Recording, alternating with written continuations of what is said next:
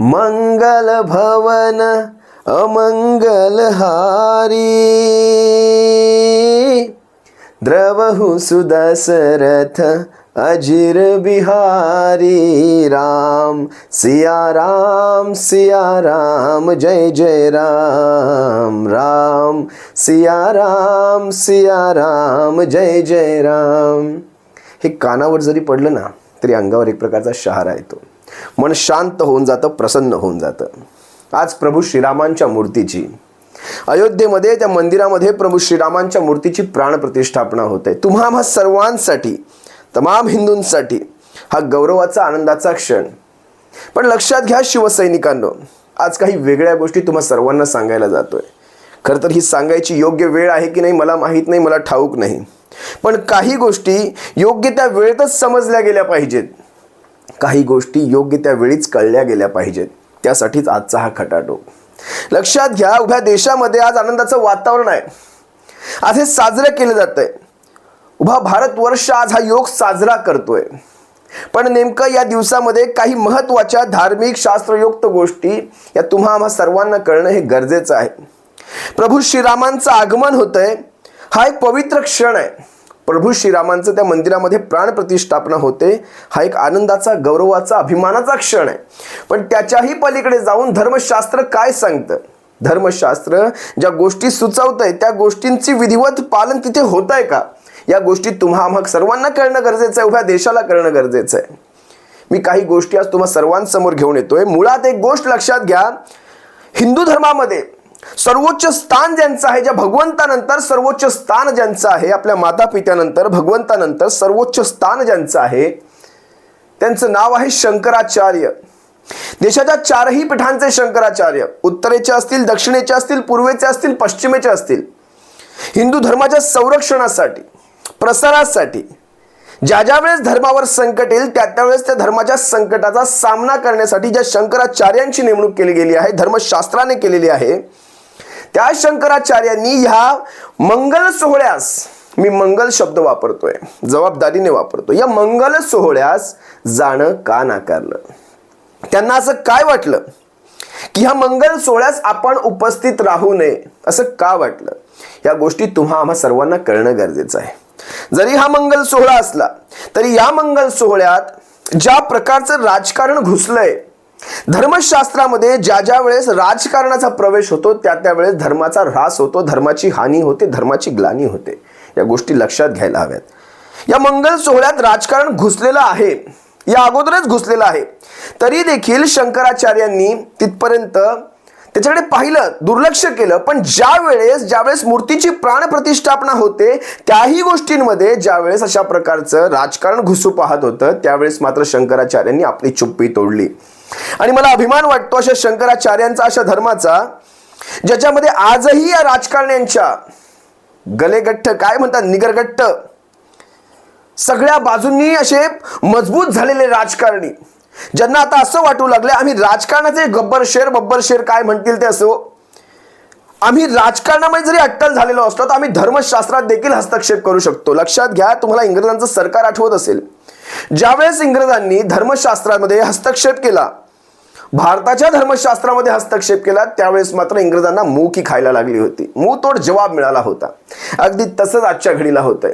भारतीय जनता पक्षाने आतापर्यंत राजकारण खूप सारं केलं, पण ज्यावेळेस त्यांना असं वाटू लागलं आता आम्ही धर्मशास्त्राचे पण ज्ञानी झालो, आता आम्हाला सारं धर्मशास्त्र आम्हीच, धर्माचे मातब्बर आम्ही, धर्माचे पंडितही आम्ही, शंकराचार्य देखील आम्ही, त्यावेळेस मात्र त्यांना मुखी खावीच लागणार। शंकराचार्यांचं ह्या सगळ्या उत्सवाबाबतचं मत नेमकं काय हे तुम्हा सर्वांना जाणणं फार गरजेचं आहे। मी तुम्हाला आज देशाच्या जवळपास 2 शंकराचार्यांची मतं सांगणार आहे, त्यांचे व्हिडिओ देखील मी तुम्हाला दाखवेल, शॉर्ट व्हिडिओ मी तुम्हाला दाखवेल। त्यांनी काय आपलं मत व्यक्त केलंय, ते का जाणार नाहीयेत, ते मोदींचे विरोधी आहेत का? नाही, ते कुठल्याही व्यक्तीचे विरोधी नाहीत, ना ते काँग्रेसचे, ना ते भारतीय जनता पक्षाचे, ना कुठल्याही राजकीय पक्षाचे।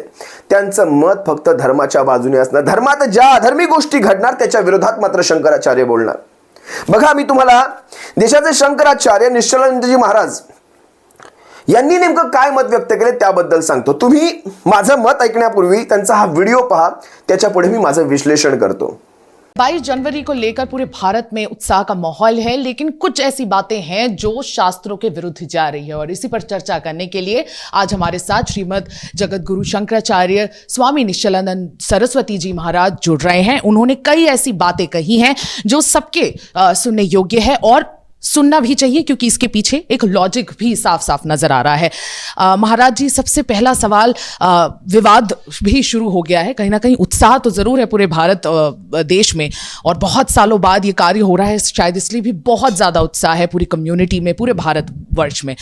लेकिन कहीं ना कहीं आमंत्रण को लेकर भी ये जो विवाद सामने आ रहा है, भले वो ऑपोजिशन पार्टीज सवाल उठा रहे हो, आपने भी सवाल उठाया है। मुझे ये जानना था कि आमंत्रण महाराज जी आया है, अगर आमंत्रण आया है तो आपको क्या लग रहा है, आप जाएंगे उस प्राण प्रतिष्ठा में सम्मिलित होने? ऐसा है कि मेरा हृदय ऐसा नहीं कि वो निमंत्रण दे तो फूल जाऊं, निमंत्रण ना दे तो कुपित हो जाऊं। मैं छुई मुई नहीं हूँ, बहुत धैर्य है भगवत कृपा से। लेकिन परिस्थिति चल रही है, राम जी जो हैं शास्त्र सम्मत विधा से प्रतिष्ठित हों है और शास्त्र सम्मत विधा से प्रतिष्ठित नहीं हो रहे हैं, इसलिए उसमें मेरा जाना उचित नहीं है। आपका जाना उचित नहीं है, आमंत्रण आ गया है। आमंत्रण आया कि एक व्यक्ति के सहित आ सकते हैं जी। लेकिन आप उससे सहमत नहीं है? किससे?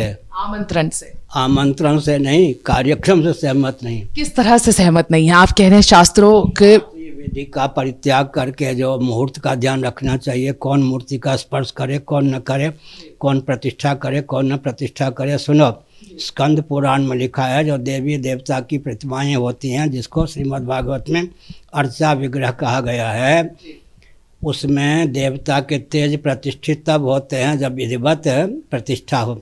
साथ ही साथ मान लो विधिवत प्रतिष्ठा हो जाए, पूजा आरती इत्यादि में अगर विधि का पालन न किया जाए तो देवी देवता का तेज तिरोहित हो जाता। गुड कंडक्ट बैड कंडक्ट तो आप जानते हो। और जब देवी देवता का तेज तिरोहित हो जाता है तो डाकनी शाकनी भूत प्रेत पिशाच उस प्रतिमा में प्रतिष्ठित होकर पूरे क्षेत्र को तहस नहस कर देते हैं। इसलिए प्राण प्रतिष्ठा, मूर्ति प्रतिष्ठा खिलवाड़ नहीं है, इसमें दर्शन विज्ञान व्यवहार तीनों का एकत्व है। व्यापक अग्नि को घर्षण के द्वारा एक जगह व्यक्त कर लिया जाता है, वो दाहक प्रकाशक अग्नि तत्व होता है। इसी प्रकार व्यापक परमात्मा को मांत्रिक तांत्रिक यांत्रिक विधा से प्रतिमा में अर्चा विग्रह मूर्ति में अभिव्यक्त करने की विधा दर्शन विज्ञान व्यवहार की दृष्टि से बहुत महत्वपूर्ण है। तो उसका अनुपालन उसी ढंग से किया जाएगा तो तेज का प्राकट्य होगा, तेज सबके लिए हितप्रद होगा, नहीं तो विस्फोटक हो जाता है।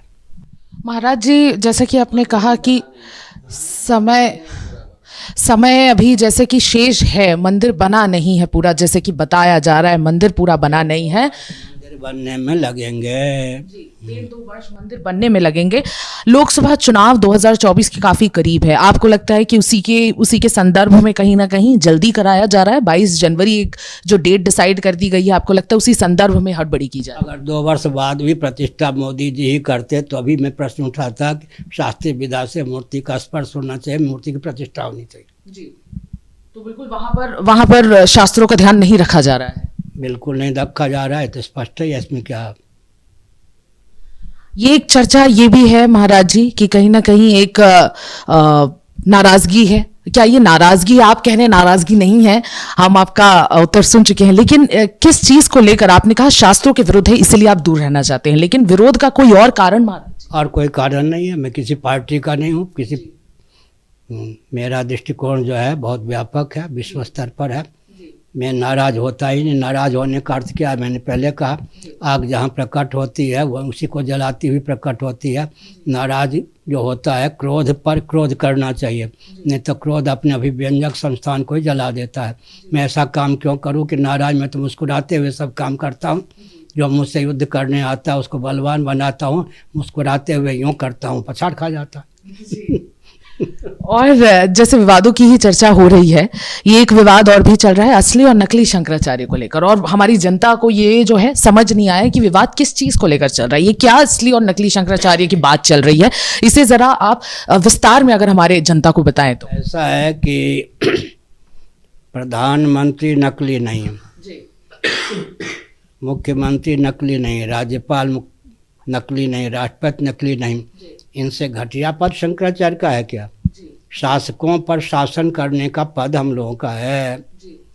तो ऐसी स्थिति में जब स्वतंत्र भारत में आतंकवादी शंकराचार्य बन के घुमाए जा रहे हैं, इससे सिद्ध होता है कि देश का अस्तित्व आदर्श के साथ खिलवाड़ किया जा रहा है, परंपरा प्राप्त गद्दी को मिटाने का षड्यंत्र किया जा रहा है, जो सफल नहीं हो सकता। तो ये जो आपने कहा नकली शंकराचार्य को घुमाया जा रहा है, किसके द्वारा घुमाया जा रहा है? आपको लग रहा है कि कहीं से सपोर्ट दिया जा रहा है? सुनो, नरसिंह राव ने मेरे विरोध में खड़ा किया था एक आतंकवादी को, और सपा इत्यादि ने उसका पोषण किया था। अब जो है मोदी योगी उसको देश विदेश में पूरी का शंकराचार्य ख्यापित करके दौड़ा रहे हैं। सभी पार्टियों की सहभागिता तो हो ही गई। नरसिंह राव मेरे ख्याल में कांग्रेसी थे, वहाँ से लेकर अभी भाजपा की सरकार है केंद्र में, प्रांत में भी, उत्तर प्रदेश में, सब तो वैसे जैसे नागनाथ वैसे सांपनाथ।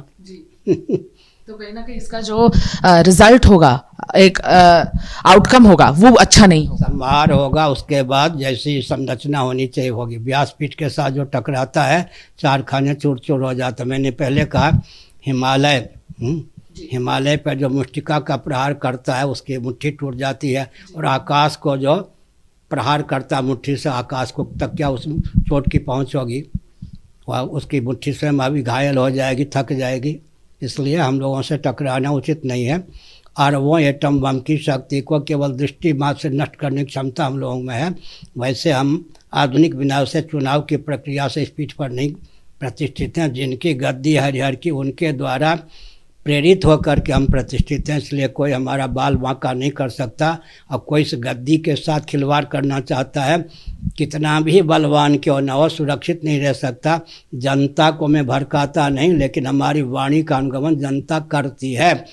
लोक मत भी हमारे साथ है, शास्त्र मत भी हमारे साथ है, साधु मत भी हमारे साथ है। तो हमने संकेत किया सब प्रकार से हम लोग बलवान हैं, दुर्बल हमको न कोई समझे। तो देवी देवता ऋषि मुनि हमारे साथ हैं, इसलिए जो कुछ किया जा रहा है देश का अपकर्ष इसमें सुनिश्चित है। शंकराचार्य भी आतंकवादी होंगे, अराजक तत्व होंगे, हुर्रियत के नेता के खिलवाड़ होंगे, तो फिर तो आपने एक चेतावनी सी दे दी है प्रधानमंत्री नरेंद्र मोदी और जो उत्तर प्रदेश के मुख्यमंत्री हैं योगी आदित्यनाथ की, अगर आपसे टकराएंगे तो। दोनों मेरे परिचित हैं। जब मैं गुजरात में भ्रमण करता था, ये देवता उस समय गुजरात के मुख्यमंत्री थे, उस समय भी उस आतंकवादी को अरेस्ट होने से बचाया था। आरंभ से ही हमसे भिड़ते रहे हैं और दर्शन करने आए भी थे मेरे पास शपथ ग्रहण के पहले। उन्होंने कहा था ऐसा आशीर्वाद दीजिए कम से कम भूल कर सकूं। तो अब वो इतनी बड़ी भूल कर रहे हैं, जिससे कहा था कम से कम भूल कर सकूं, उसी से टकरा रहे हैं। बुद्धू हैं या नहीं? मोदी क्या हुआ? मोदी थोड़े हुआ, बुद्धू हो गए, अपनी बुद्धिहीनता का परिचय दे रहे हैं। और एक जो नजदीक है क्या? निश्चलानंद शंकराचार्य काय म्हणतात? ते म्हणतायत मेरा हृदय ऐसा नहीं है. मी त्यांची हिंदी वाक्य हिंदीतच ठेवतो, तुम्हा सर्वांना कळतील अशी अपेक्षा आहे. मेरा हृदय ऐसा नहीं है कि मुझे निमंत्रण मिला तो मैं फूल जाऊं और नहीं मिला तो मैं कुपित हो जाऊं. मैं चुई मुई नहीं हूं. चुई मुईचा अर्थ मला वाटतं लाजाळू. मी काय लाजाळूचं झाड नाहीये की निमंत्रण भेटलं म्हणून मी फुलून जाणार. पुढे म्हणतायत शास्त्र सम्मत विधि से प्राण प्रतिष्ठापना हो जाए, ये हमारा मत है. पण तसं होत नाहीये, ऐसा नहीं हो रहा है. राम जी को शास्त्र सम्मत विधा से प्रतिष्ठित नहीं किया जा रहा है. आमंत्रण आया है. जेव्हा ती रिपोर्टर म्हणते तुम्हाला आमंत्रण मिळालंय का, तर म्हणतात मला आमंत्रण आलंय, एका व्यक्तीबरोबर मी जाऊ शकतो. आणि ते हसले. तुम्ही पहा त्या व्हिडिओमध्ये ते हसले. त्या निश्चलानंद महाराजांना एका व्यक्तीबरोबर आमंत्रण दिलंय, म्हणजे एक व्यक्ती तुमच्या सोबत येऊ शकते. विचार करा, देशाचे सर्वोच्च शंकराचार्य, भारतामध्ये केवळ 4, त्यांना एका व्यक्तीबरोबर तिथे आमंत्रण मिळतंय. लाजिरवाणी गोष्ट आहे. त्यांच्यासोबत एक व्यक्ती जाणार फक्त. तुम्ही जर पंतप्रधानांचा तो लवाजमा पाहिलात तर जवळपास 100-150 त्यांचे ते गार्ड वगैरे, चला ठीक आहे त्यांचा प्रोटोकॉल असेल, 100-150 गार्ड त्यांच्या आजूबाजूला फिरतात. मग विचार करा, देशाचे सर्वोच्च शंकराचार्य, त्यांना एका व्यक्तीबरोबर निमंत्रण. ठीक आहे, त्यांचा तो वेगळा भाग असेल, मला माहित नाही. त्यापुढे निश्चलानंद महाराज म्हणतात, स्कंद पुराणाचा त्यांनी उल्लेख केला, इथे दाखला दिला स्कंद पुराणाचा. स्कंद पुराणामध्ये ज्या वेळेस पूजा आरती म्हणजे ज्या आपल्या विधी आहेत धर्मशास्त्राच्या, अगर विधि का पालन नहीं किया जाए तो डाकिनी शाकिनी भूत प्रेत पिशाच पूरे क्षेत्र को तहस महस कर देंगे. जर विधिवत पालन केलं नाही तर उलट घडतं. स्वतः शंकराचार्य म्हणतायत डाकिणी शाकिणी भूत प्रेत, आपण ज्यांना हडळ म्हणतो, भूत प्रेत पिशाच पूरे क्षेत्र को तहस महस करेंगे. मूर्तिला कोण स्पर्श करणार, मूर्ति को कौन स्पर्श करेगा, कौन नहीं करेगा, मूर्ति की प्रतिष्ठापना कौन करेगा कौन नहीं करेगा, ये बहुत महत्वपूर्ण है. लक्षात घ्या आणि बारीक ऐका मला काय सांगायचंय. मला म्हणण्यापेक्षा शंकराचार्यांना, ज्यांना धर्माचं ज्ञान आहे, त्यांना काय सांगायचंय लक्षात घ्या. प्राण प्रतिष्ठापना, मूर्ति की प्राण प्रतिष्ठापना कोई खेल नहीं है. आपण हलक्यात घेऊ शकत नाही त्या गोष्टींना. प्राण प्रतिष्ठापना कोई खेल नहीं है. अगर विधि का पालन नहीं किया गया तो देवी देवताओं का तेज तिरोहित हो जाएगा. ते तेज मूर्तीत येणारच नाही, ते तेज मूर्तीत येणार नाही. आणि त्यांनी एक उदाहरण दिलं, गुड कंडक्टर बॅड कंडक्टर, जे आपण विज्ञानामध्ये मानतो आणि ह्या विज्ञानाच्या गोष्टी धर्मशास्त्रात आहेत. Good conductor bad conductor, negative गोष्टी, नेगेटिव वेव्स, यह विधिवत होना चाहिए. अनुपालन में म्हणजे शास्त्राचं अनुपालन झालं पाहिजे, यह विधिवत होना चाहिए और ये बेहद जरूरी है, नहीं तो विस्फोट हो जाएगा. फार सुंदर प्रकारे यांनी धर्मशास्त्र अगदी थोडक्या शब्दात समजावलंय, फार सुंदर शब्दात. आणखी काय म्हणतायत निश्चलानंदजी महाराज, अगर यह चीज 2 साल बाद भी होती, ज्यावेळेस ती रिपोर्टर त्यांना विचारते की आता 2024च्या निवडणुका अगदी तोंडावर आहेत, त्यासाठीच ही घाई केली जाते का आणि म्हणून तुमचा विरोध आहे का, तर ते काय म्हणतायत, ह्याच गोष्टी, ह्या ज्या चालू आहेत अगदी ह्याच गोष्टी 2 वर्षांनंतर जरी झाल्या असत्या, समजा त्या काळात निवडणुका नसत्या, आसपास पण नसत्या, अगर यही चीज 2 साल बाद भी होती और उस समय भी यही चीजों का पालन किया जाता, म्हणजे आता जे नाही केले जात आहेत विधिवत गोष्टी केल्या, तरी देखील मी मोदींच्या विरोधात किंवा त्या पूर्ण सोहळ्याच्या विरोधात बोललो असतो. माझं फक्त मत एवढं आहे, जे काही करताय ते विधिवत करा, विधिवत करा, त्याच्या धर्मशास्त्रांचं पालन करा, त्याचं अनुलोकन करा. माझ्या त्याच्या व्यतिरिक्त काहीही मत नाही. म्हणजे बघा ना, आम्ही शंकराचार्य म्हणतात आम्ही कुठल्याही पक्षाचे नाहीत, ना भाजपाचे ना काँग्रेसचे ना कुठल्याही पक्षाचे, आम्ही फक्त धर्मशास्त्राच्या पाठीशी राहणार आणि जिथे जिथे धर्मशास्त्राचं पालन होणार नाही तिथे तिथे आम्ही बोलणार. त्यांचं वय पाहता, त्यांच्या बोलण्यातली ढब पाहता, त्यांचा अनुभव पाहता, त्यांच्या वाणीतून ते सहज स्पष्ट सोप्या शब्दात अगदी समजावून सांगतायत, उभ्या हिंदू समाजाला समजावून सांगतायत, किंवा उभ्या देशाला म्हटलं तरी वावगं ठरू नये, उभ्या देशाला समजावून सांगतायत. काय म्हणतात पुढे बघा, मैं कोई पार्टी का नहीं हूं, मेरा दृष्टिकोन व्यापक है. ते विश्व स्तरावर विचार करतायत, विश्व स्तरावर, कारण कुठल्या पार्टीचे नाहीत ते ज्या पदावर बसलेत ते शंकराचार्य आहेत. ते ज्या पदावर बसलेत त्या पदाचा त्यांना गरिमा मान हे राखणं गरजेचं आहे. आजकाल पदांची, राजकारणात सांगतोय मी, राजकारणामध्ये पदांची मर्यादा सगळ्यांनी सोडून दिलेली आहे. पदांना काही महत्त्व उरलेलं नाहीये. ज्या पदाचा मान भारतीय संविधान सांगतं ठेवा, जे भारतीय संविधान म्हणजे या देशाचं शास्त्र म्हणता येईल, या देशाने कसं चालावं भविष्यात, त्या देशाचं शास्त्र म्हणजे भारतीय संविधान आहे. आणि भारतीय संविधान ज्या गोष्टी सांगते त्याला कसं तोडून मोडून केलं जातं, अगदी तोच प्रकार हिंदू धर्मशास्त्रामध्ये देखील होतोय.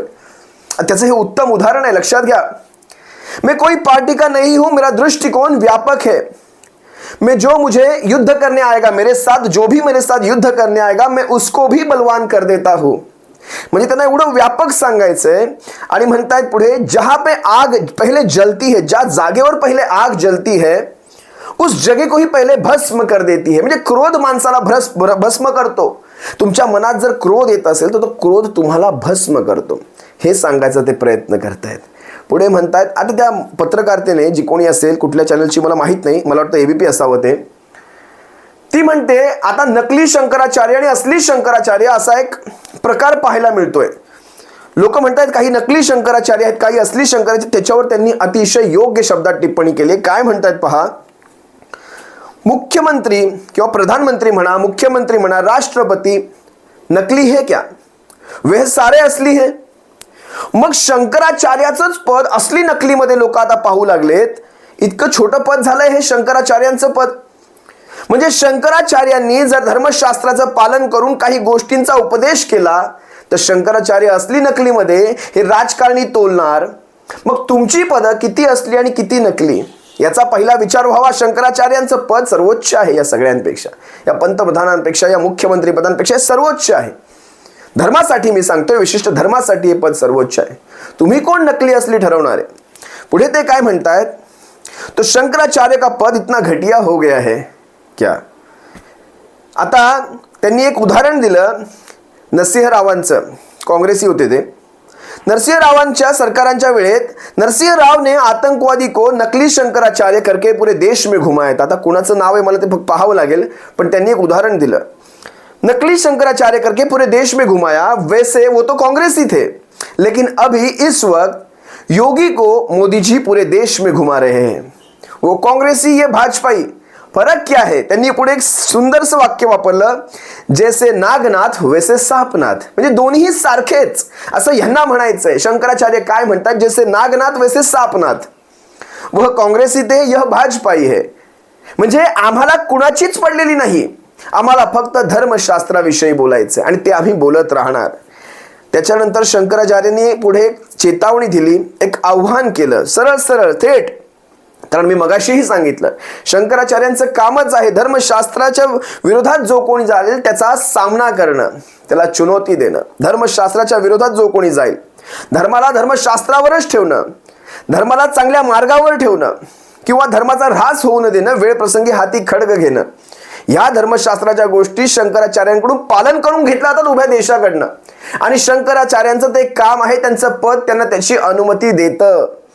त्यांचं पद त्यांना त्याची अनुमती देतं. ह्या गोष्टी लक्षात ठेवा. पुढे हे म्हणतायत, हमारा संरक्षण स्वयं भगवान करते हैं. ही गोष्ट अतिशय महत्वाची आहे. हमारा संरक्षण स्वयं भगवान करते हैं, शंकराचार्यों से जो भी टकराएगा चूर चूर हो जाएगा. म्हणजे धर्मशास्त्रांचं सांगतायत ते असं माणसाचं सांगत नाही, त्या पदाचं सांगतायत. त्या पदाला जर जो कोणी टक्कर देईल, चॅलेंज करेल, चुनौती देईल, तो चूर चूर होऊन जाईल. जिस वक्त शंकराचार्य धर्म के खिलाफ जाएंगे, अधर्म का इस्तेमाल करेंगे किंवा अधर्माच्या रस्त्यावर स्वतः शंकराचार्य जातील, उस वक्त स्वयं भगवान फिर से आएंगे. कारण शंकराचार्यांवर त्यांनी ते दायित्व सोडले, त्यामुळे स्वतः शंकराचार्यांची ती जबाबदारी पडते. शंकराचार्य आपल्या डोळ्या देखत हा सारा अधर्माचा खेळ पाहू शकत नाहीत. तिथे अयोध्येमध्ये जाऊन त्यांना दिसतंय काय घडतंय. प्राणप्रतिष्ठापना अर्धवट मंदिरात होते. मुहूर्त जो पौष महिन्यातला आहे, या सगळ्या गोष्टी अतिशय महत्त्वाच्या आहेत. पौष महिन्यात कुठलंही शुभकार्य होत नाही. त्यामुळे हे शंकराचार्य म्हणतायत, इस तरह से हम अपने आंखों के सामने नहीं देख सकते. हिमालय और आकाश से जो अपनी मुट्ठी से प्रहार करता है, आकाश पर अपनी मुट्ठी से प्रहार करता है, उसकी मुट्ठी टूट जाती है. ते सरळ स्पष्ट शब्दात सांगण्याचा प्रयत्न करता, हे सारं काही जे चाललंय ते योग्य नाही चाललंय. आम्हाला चॅलेंज करू नका, आम्हाला चुनौती देऊ नका, एवढंच. तुर्तास निश्चलानंदजी महाराज जे काही सांगतायत त्याच्यातून तुम्हाला जर काही पटत असेल तर तुम्ही घ्या, नसेल पटत तर सोडून द्या. तुमच्या सर्वांसमोर घेऊन येणं हे फार गरजेचं होतं. त्याही व्यतिरिक्त जाऊन तुमच्या मनात काही शंका असतील किंवा तुम्हाला काही सांगायचं असेल, तुम्ही कमेंटमध्ये व्यक्त होऊ शकता, मन मोकळं करू शकता. पाहूया, जितक्या शक्य होईल तितक्या कमेंटला उत्तर द्यायचा प्रयत्न करेल. तुर्तास तुम्हा सर्वांची रजा घेतो. सप्रेम जय महाराष्ट्र. आणखी एका शंकराचार्यांविषयी मी पुढच्या व्हिडिओत बोलणारच आहे. देशाचे सर्वोच्च शंकराचार्य, त्यांनी आपलं काय मत व्यक्त केले त्याही संदर्भात मी तुम्हा सर्वांशी बोलेल. तुर्तास तुम्हा सर्वांची रजा घेतो. जय महाराष्ट्र शिवसैनिकांनो.